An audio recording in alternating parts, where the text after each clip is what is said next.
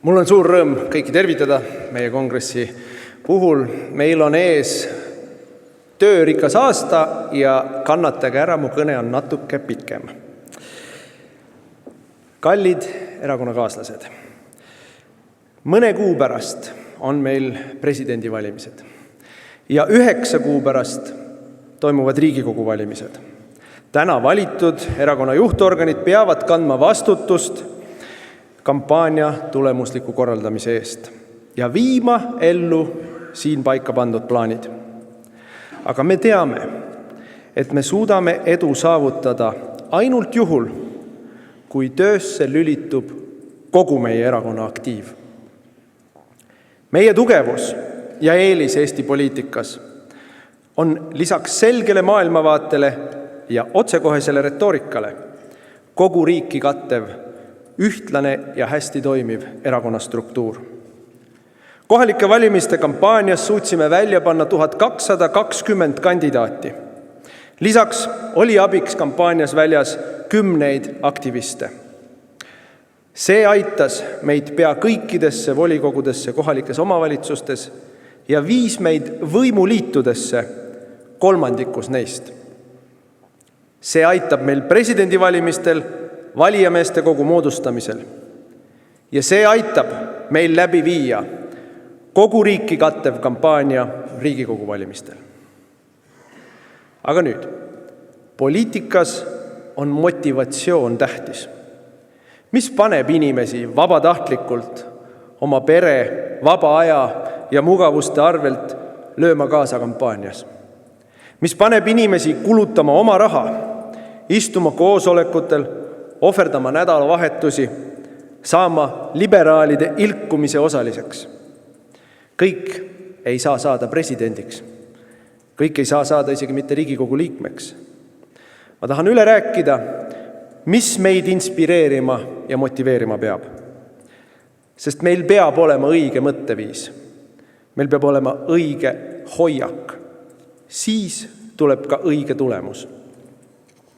Meie inspiratsioon nii tavaliikmetele kui neile, kes on valitud ametites volikogudes, Riigikogus, varsti võib-olla ka Kadriorus, on armastus Eesti vastu, armastus oma rahva vastu, armastus ja austus.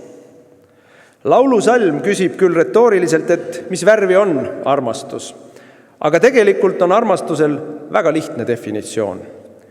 See on see, kui sulle on keegi või miski tähtsam kui sa ise. Kui sa hoolid kellestki või millestki rohkem kui oma mugavusest või oma tahtmisest. Armastus on see, kui sa tunned, et sa oled osa millestki suuremast kui ainult sina ise. Kui mina asemel on meie ja sa oled nõus allutama oma ego millelegi suuremale. See ongi armastus. Ja see ongi meie kodumaa armastus. See ongi see, mis meid inspireerib poliitikas. Armastus Eesti riigi ja rahva vastu. Armastus muudab sind paremaks inimeseks ja innustab sind tegema isetuid tegusid. Ja küllap te kõik teate omast käest, kui hea tunne see on, kui oled teinud isetu hea teo. See inspireerib. Nii et vastuseks laulusalmile, armastus on tumesinist värvi. Aga mis on meie motivatsioon? Mitte hea töökoht avalikus sektoris, mitte edevus olla kuulus, mitte võimalus positsiooni kasutades kellelegi ära teha või omadele võõrast raha jagada. See on kartellierakondade viis motiveerida oma inimesi. Meie motivatsioon on parem Eesti, paremini valitsetud riik, õiglasem riik, jõukam riik, turvalisem riik, vaimselt tervem riik, eestikeelne ja eestimeelne riik. Kõik, kes kampaania telgi all külmetavad või sõgedalt liberaalilt sõimata saavad, ei saa saada töökohta. Kõik nad aga saavad saada parema riigi. parema kodukandi, parema tuleviku.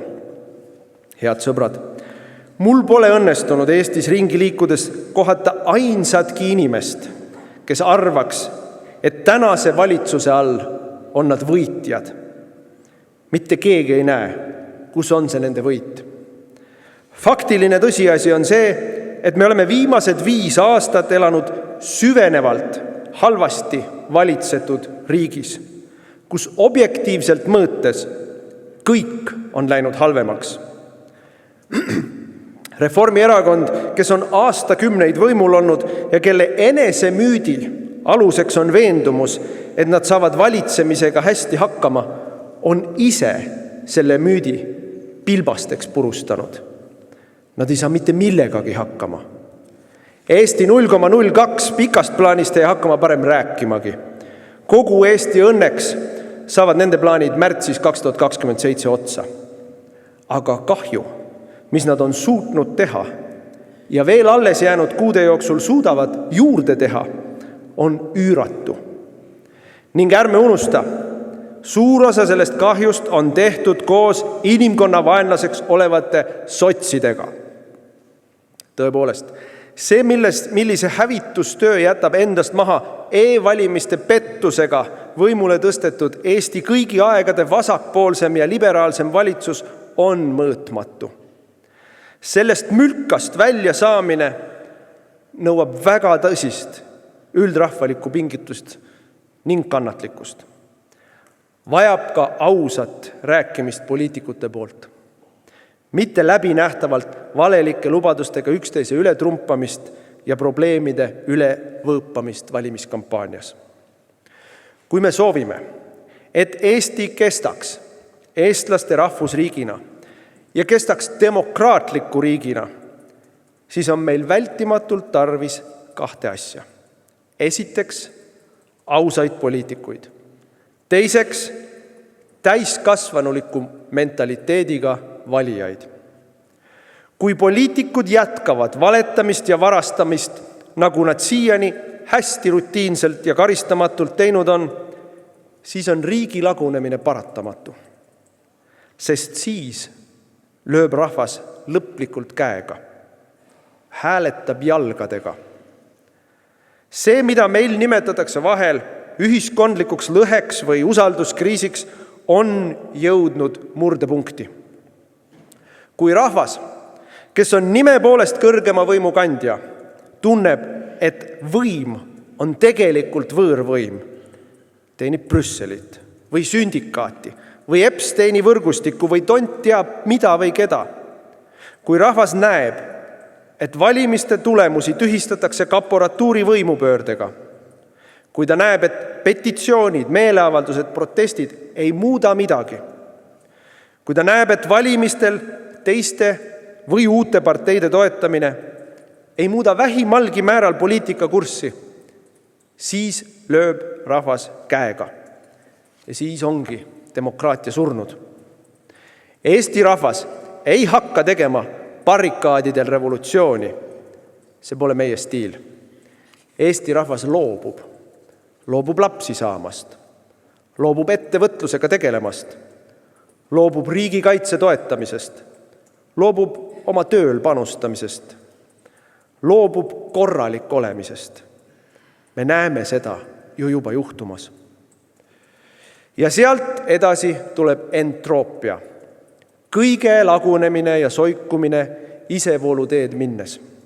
Või nagu füüsika definitsioon ütleb, toimub energia hajumine ja võimetus teha kasulikku tööd.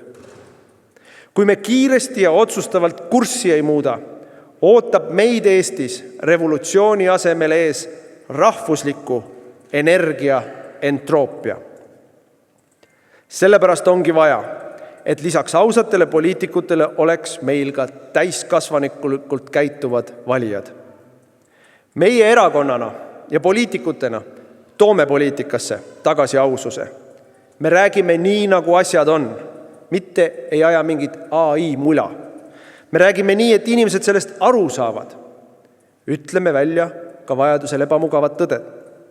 Aga valijal on ka vastutus. Tegelikult valijal kui ta ikka tahab olla kõrgema võimukandja, ongi kogu vastutus. Vastutus mitte anda oma häält parteidele, kes neile valetanud on. Vastutus mitte toetada poliitikuid, kes nende elu halvemaks teinud on. Täpselt nii.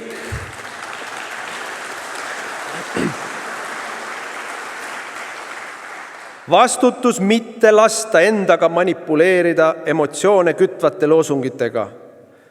Vastutus teha ära kodutöö ja teha endale selgeks, mida üks või teine poliitiline jõud plaanib teha, aga mis kõige tähtsam, millised poliitilised jõud on oma lubadusi pidanud, millised mitte. Ehk teisisõnu, valija ei pea mitte ootama, millal tulevad õiged inimesed, kes teevad õiget asja.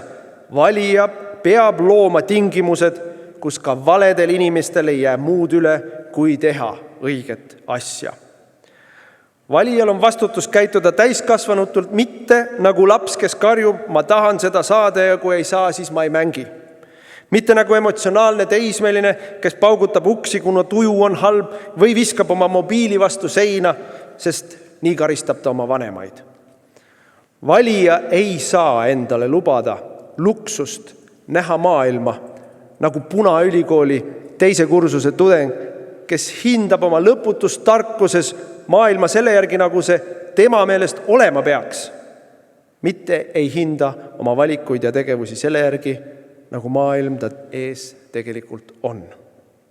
Siin muide tulebki sisse kõige arusaadamam veelahe konservatiivide ja liberaalide vahel. Meie vaatame maailma ja näeme teda sellisena, nagu ta on. Kõigi puuduste ja ebatäiustega ja ikkagi tunneme elust rõõmu. Vaatame ja otsustame, et raskused, mis meie teele on ette sattunud, on lahendamiseks, et tulevik oleks ilusam ja parem. Liberaal vaatab maailma ja teab, milline see olema peaks tema arvates, ning on vihane ja vihkav, kuna ta teps mitte pole selline. Ning asub kõiki, kes temaga koos ei teeskle selle unistuse reaalsust ründama. See on üks õnnetu, rahulolematu, ennast kahjustav ja kõigi ajudele käiv masendav seltskond, kellelt tuleb ära võtta nii võim kui raha kui platvorm oma lõputu rahulolemuse levitamiseks.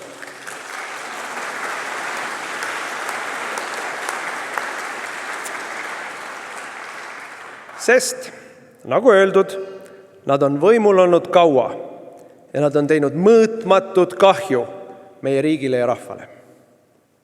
Meil palju võimalusi järele pole jäänud, et kurssi muuta. Ja meil palju neid inimesi ka pole, kes tahaks, suudaks ja oskaks kurssi muuta. Ütleme otse, pea kõik need inimesed ongi täna siin, ongi koondunud EKRE-sse.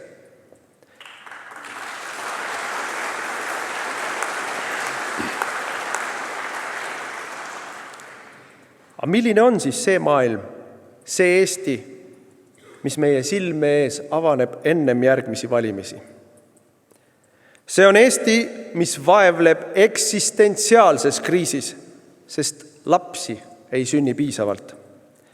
See on Eesti, kus valitsus on teadlikult ja tahtlikult majanduse kummuli keeranud, sest nende meelest ei olnud majandus niisugune, nagu ta olema peaks, ehk piisavalt roheline.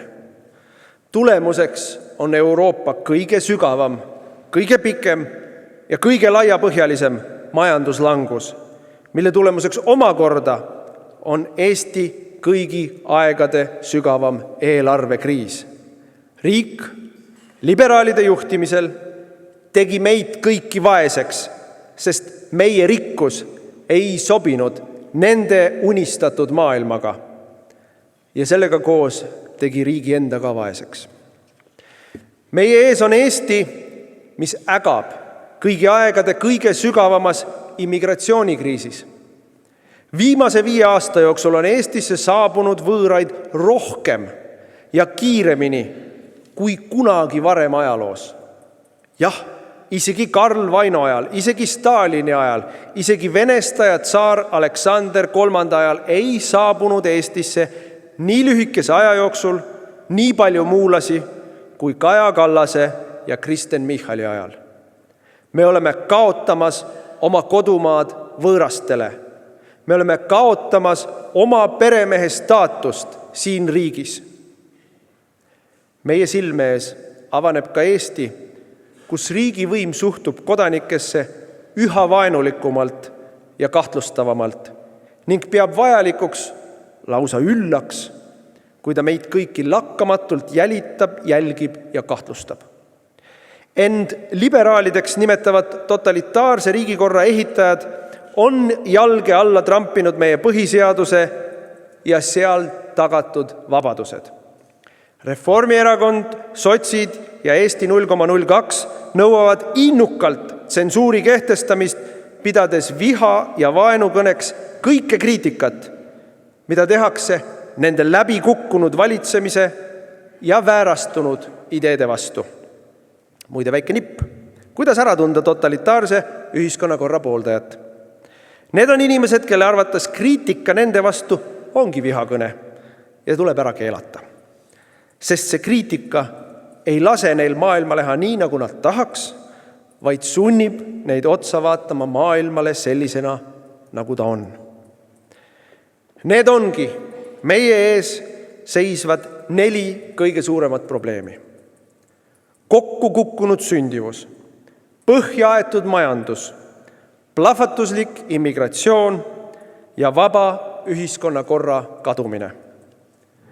Kindlasti on igaüks võimeline siia nimekirja lisama veel teemasid, aga mulle tundub, et nad mahuvad antud kategooriate alla ära. Sest kas pole näiteks e-valimiste probleem otseselt seotud vaba ühiskonna kadumisega? Võltsitud valimiste tagajärjeks ongi ju anastatud võim ja rahvavaenuliku valitsuse instinktiivne kruvide kinnikeeramise poliitika. Või kas pole mitte kontrolli alt väljunud julgeolekuasutused ja politiseeritud õiguskaitseorganid samamoodi vaba ühiskonna surmavaenlased? Head parteikaaslased, valimisi võidetakse ja kaotatakse eelkõige selle põhjal, milline poliitiline platvorm suudab kõige paremini kõnetada laiu masse. Ehk peenelt öeldes, millised sõnumid resoneeruvad. Parteid omakorda näevad suurt vaeva, et tõstatada ühiskonnas endale soodne teemade nimekiri, millele siis lahendusi pakkuda. Seda nimetatakse narratiiviloomeks. No näiteks sotsid loovad narratiivi, et ühiskonna kõige põletavam probleem on homodele eriõiguse andmine ja astuvad siis lavale suure südamega tolerastidena, kes tagakiusatute ja kannatajate eest ennast salgavalt võitlevad. Tegelikult küll lõhuvad nad sellega ühiskonna alusmüüriks oleva traditsioonilise perekonna ning edendavad moraalitut, isekat ja tervist kahjustavat elustiili, mille kandvaks jõuks on vimm ja viha, nii-öelda ühiskonna vaikiva enamuse ehk normaalsete inimeste vastu. Aga narratiivi edukas kehtestamine võimaldab neil täiesti olematust probleemist teha ühiskondliku debati keskne teema ja selle najal hääli võtta. Ilma, et peaks inimeste päris muredele üldse lahendusi pakkuma. Samamoodi Reformierakond, kes töötas aastakümneid selle nimel, et lammutada ja õõnestada Eesti riigikaitset, vahetas nüüd üleöö värvi ja punub nüüd usinasti lugulaulu, nagu nad oleks kõige tublim ja usaldusväärsem erakond riigikaitse teemal. Mis sest, et Jürgen Ligi saatis laiali sõjaväeluure? Mis sest, et nad üritasid valimistest valimistesse ajateenistust kaotada? Mis sest, et nad keeldusid isegi Ukraina sõja algusfaasis toetamast lisavõimekuste loomist Eesti riigikaitses? Meie teadsime kohe. Ja nüüd teab juba see 90% Eesti valijatest, kes ka ei toeta Reformierakonda, et nende ootamatult avastatud entusiasm riigikaitse vallas oli võlts ja küüniline võte eelmiste valimiste eel ära hirmutatud rahvalt hääli välja manipuleerida. Me teame, et riigikaitsekulutuste plahvatuslik kasv ei ole mõeldud mitte Eesti turvalisuse tugevdamiseks, vaid kaitseväest ja kaitseministeeriumist kaitsetööstuse riiulifirmadesse massiliselt üle jooksnud kapireformikate taskute täitmiseks meie kõigi rahaga. Hiigelrahaga muide. Mis on meie lugu valimistel? Mis on EKRE narratiiv? Ikka see sama, millega ma alustasin. Armastus Eesti vastu. Ja sellest välja voolav soov asju paremaks teha. Meie narratiiv on usk tulevikku ja valmidus selle tuleviku nimel pingutada. Me teame, mida teha on vaja. Meil on lahendused olemas. Me oleme neid välja pakkunud enam kui 10 aastat. Ja vahepeal, mõne aasta jooksul, kui oleme saanud ka näidata valitsuses, siis oleme hakanud oma lubadusi kohe ka ellu viima. Mida on vaja teha? Sündivuse tõstmiseks üle taastetaseme. Kõike on vaja teha. Vaja on taastada suurpere toetused, mille sotsid, refid ja Eesti 0,02 ära võtsid. Vaja on hoida kodulähedasi koole ja lasteaedasid. Vaja on toetada laste huviharidust. Vaja on noortele peredele luua võimalus saada soodsalt oma kodu, kus saaks kasvatada oma lapsi. Vaja on kaotada ära automaks, mis lööb kõige valusamalt lastega peresid.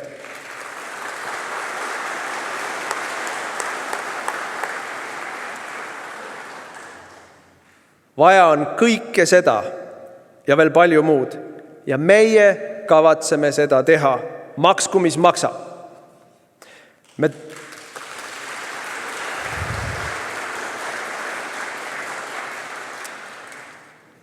Eesti riik toetab lastega peresid vähem kui poolega sellest, mida me kulutame riigikaitsele. Riigikaitsekulud on meil käesoleval aastal 5,4% SKP-st ehk 2,6 miljardit. Kogu lastele minev raha, nii peretoetused, emapalk, ravikindlustus kui elatisabi on 900 miljonit. Me maksame emapalka väiksemas summas, kui on kogu Kultuuriministeeriumi eelarve, väiksemas summas, kui kulutame igal aastal Rail Balticule. Miks? Kes meie kultuuri edasi kannab, kui eestlasi ei sünni? Kes seda riiki kaitsma hakkab, kui lapsi ei sünni? Keda me üldse kaitsma hakkame? Siia tulnud immigrante või? Kes selle rahvusvahelise kiirrongiga häädemeestele sõitma hakkab, kui lapsi ei sünni? Kes seda rongi üldse juhib? AI või? Kes meile pensione maksma hakkab? Mitte miski ei oma mõtet, kui me sündivust kasvule ei saa. Ja kõige aluseks on veel üks suur vajadus. Vajadus kujundada hoiakuid, muuta meie väärtusruumi, muuta Eesti kõige lapsesõbralikumaks, peresõbralikumaks, elujaatavamaks ühiskonnas terves maailmas.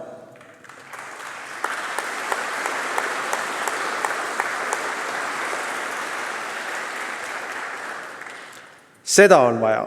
Ja just sellepärast me juurimegi välja LGBTQIQ tegevuskava ja asendame ta paljulapseliste perede riigiks saamise tegevuskavaga.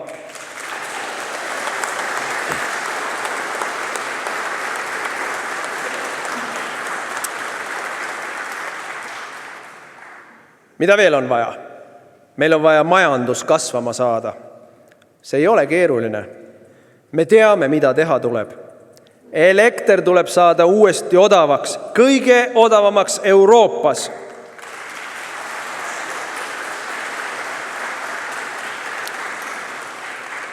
Selle saavutamiseks tuleb loobuda deliirsest rohepöörde ja nullheitme fantaasiast ja põletada põlevkivi nii kaua kui vaja, nii palju kui vaja, ilma et selle pealt CO2 trahvi makstaks.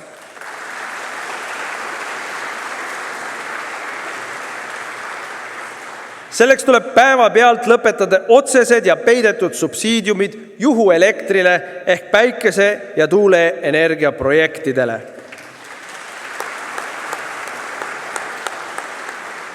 Selleks tuleb vähendada elektri enda aktsiisi ja võrgutasusid. Loomulikult tuleb ära lõpetada röövellik ja spekulatiivne niinimetatud elektribörs.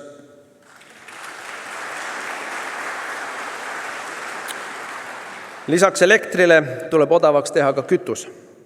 Tuletan jätkuvalt meelde, kui EKRE oli valitsuses, langetas, nii nagu me valimistel lubasime, meie erakond makse ja diisli hind oli 99 senti liitrilt. Elektri hind oli 3 senti kilovatilt. Kütusemüüjad olid kasumis, Eesti Energia oli kasumis, kõik olid rahul. Odav energia on majanduskasvu alus ja keegi peale EKRE ei soovi seda tegelikult läbi suruda.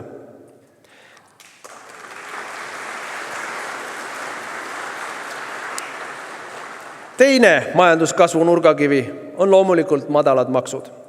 Aktsiisid tuleb alla tuua, käibemaks tuleb alla tuua, maamaks tuleb alla tuua, automaks tuleb ära kaotada, tulumaks tuleb teha astmeliseks nii, et iga kodus kasvava lapse pealt saavad mõlemad vanemad 5% võrra madalama maksu. Absoluutne enamus Eesti peredest saab selle moel tulumaksu langetuse.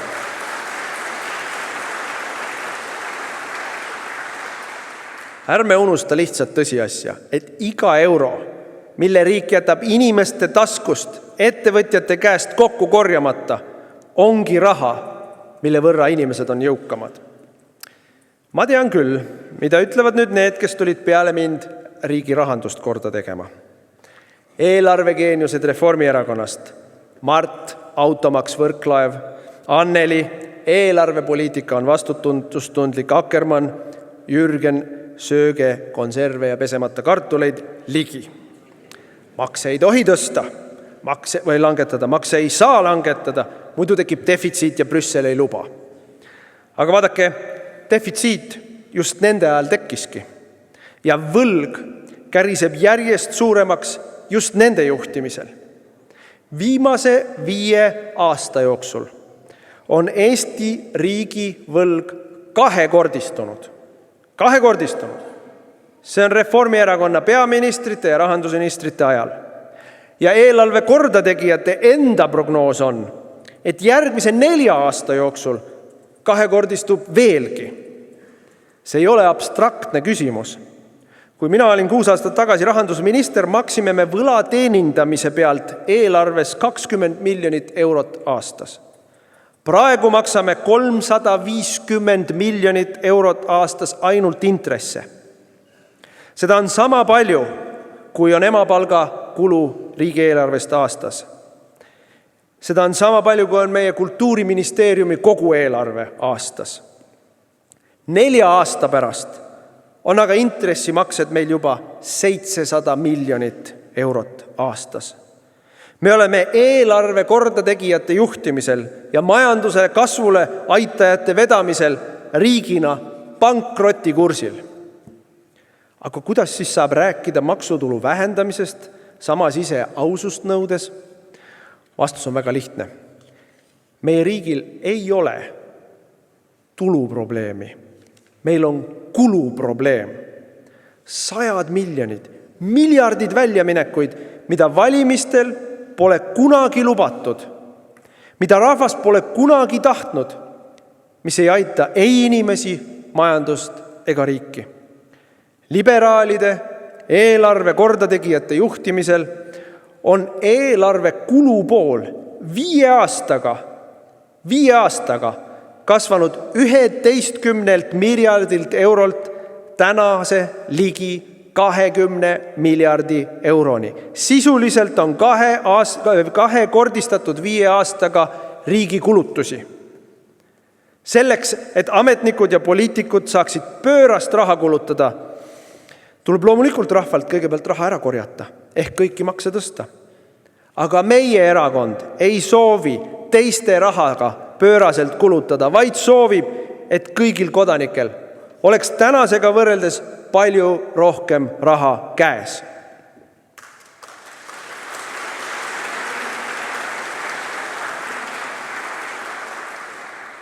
Kulutamist peab vähendama riik, mitte kodanik. Me lõpetame pikema jututa ära miljardite musta auku loopivad eelarve kuluread. Rail Baltic läinud, tuulikute päikesemeeste subsideerimine läinud, homo MTÜ-de toetamine läinud, lõputu raha loopimine Ukraina musta korruptsiooniauku läinud, riigikaitsetööstuse nime all 100 miljonite korruptiivne kantimine läinud,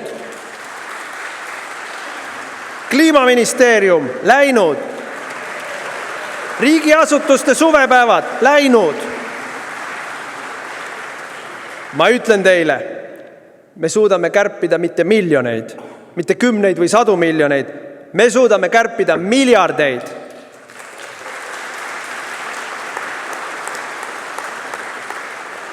Ja kui me seda teinud olema, saab alandada kõiki makse, saab majanduse kasvama, saab aidata noori peresid ja suurendada pensioneid.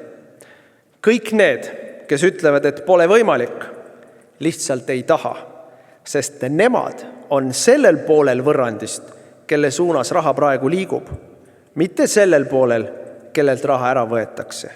Meie oleme rahva poolel ja meie ajame selle asja korda.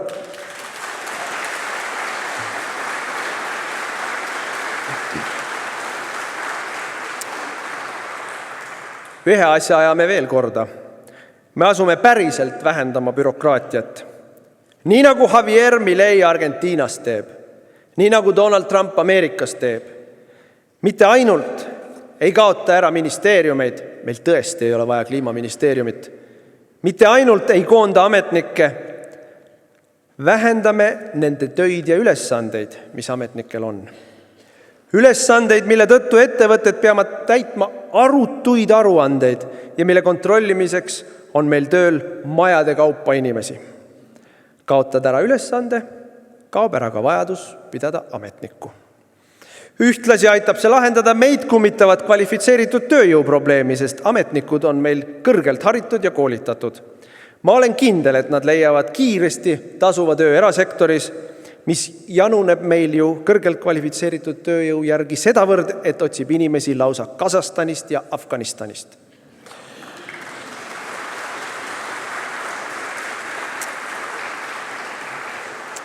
Head erakonnakaaslased, ma alustasin juttu sellest, kuidas me saavutame edu juhul, kui kogu meie toetajaskond panustab ja kaasa lööb.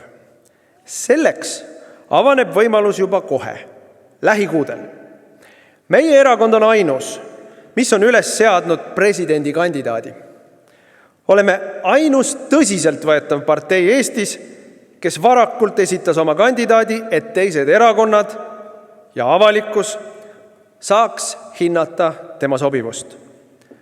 Paradoksaalsel kombel on see osutunud raskemaks, kui arvata võis, sest võrdlusmomenti konkurentidega pole.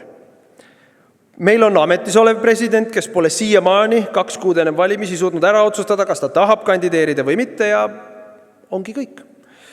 No muidugi, meedia spekuleerib 10 nimedega, aga see pole ka tõsiselt võetav. Nii nagu pole tõsiselt võetavad need välja pakutud nimed presidendi ametisse. Meil õhatakse unistavalt, et tahaks presidenti, kellel on välispoliitiline kompetents. Mart Helme on siin.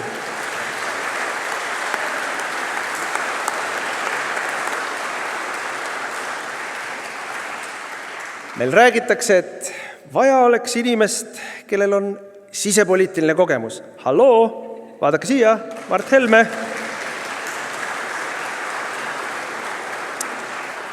Meil nõutakse, et kandidaat peaks olema hea suhtleja ja intellektuaalselt võimekas.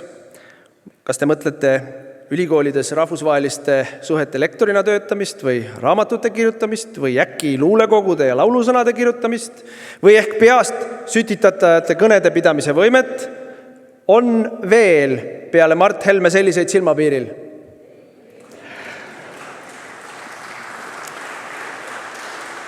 Vaja olevat kedagi, kellel on autoriteeti ja elukogemust. Ting, ting, ting, ting, Mart Helme! vaja olevat põhiseaduse kaitsjat Mart Helme. Näidake mulle teist sama laia haardega, sama mitmekülgse kogemusega, sama võimekad autoriteetset inimest. Ehk siis hakkame võrdlema, kes paremini Kadriorgu sobib. Praegu ma näitan teile kõigile esitatud nõudmistele ja tahtmistele kuhjaga vastavat kandidaati, kellel konkurenti ei ole. Mart Helme.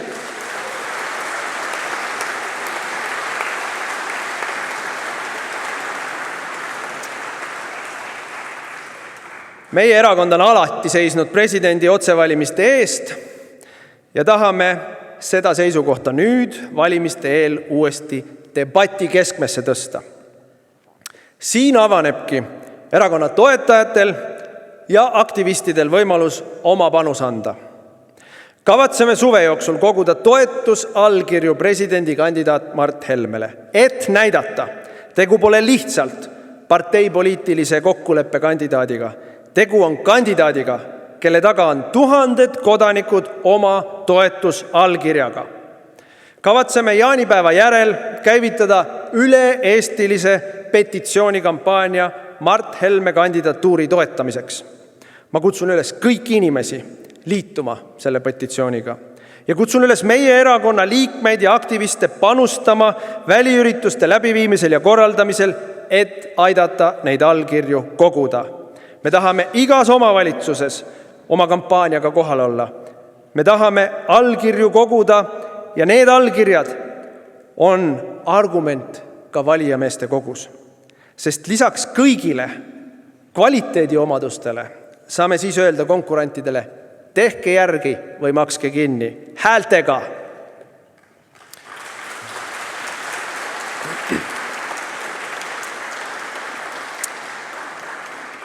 Kallid erakonnakaaslased, meie oleme see partei Eestis, kes usub Eestisse.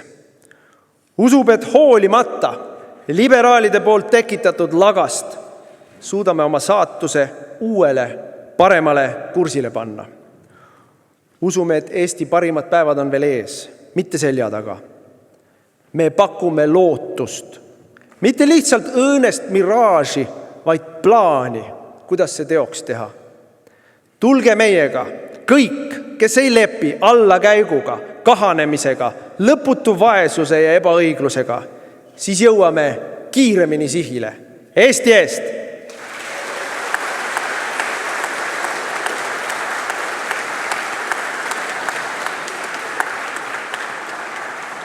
Aitäh!